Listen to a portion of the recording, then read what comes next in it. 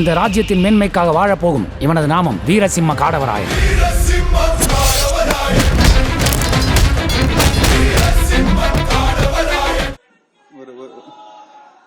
ஒரே ஒரு டவுட் தான், அங்க இருந்து சர்வேகள் இல்லையோன்னோ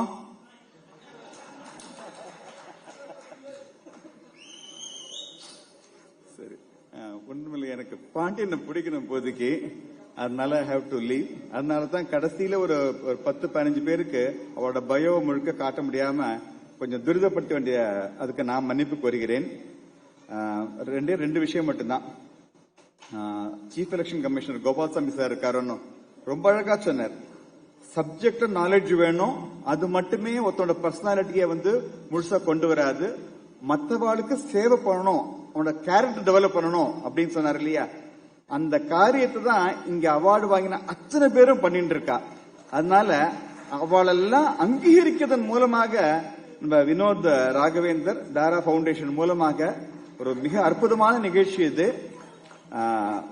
கலந்துன்றதன் மூலமாக எனக்கு ரொம்ப ரொம்ப சந்தோஷம். என்னன்னா, இங்க ஒவ்வொருத்தரும் தன்னோட ஃபீல்டுல ஒரு எக்ஸலன்ஸ் காட்டினவா, each and every one of them. அதனால எல்லாருக்கும் ஒரு சொல்ல முடியாத ஒரு ஹியூமிலிட்டி இருக்கு. உதாரணத்துக்கு இளையராஜாவோட பேரன் இருக்காரு இல்லையா, அவர் கொஞ்சம் கர்வமாவே இருக்கலாம் தான் தாத்தாவை பேரை வச்சுட்டே, ஆனா ஒவ்வொருத்தருக்கும் காலில் விழுந்து வணங்குறாரு.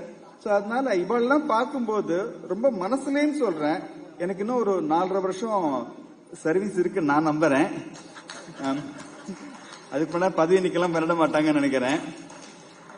ஆனா இந்த இருக்க போற அந்த 4.5 வருஷம் இருக்கு இல்லையா, அதுல நான் ஒரு எக்ஸலன்ஸ் காட்டணும், சனாதன தர்மத்தை மனசுல வச்சுக்கணும் அப்படிங்கிற அந்த ஒரு எண்ணத்தை, அந்த உத்வேகத்தை இந்த நிகழ்ச்சி எனக்கு கொடுத்திருக்கு.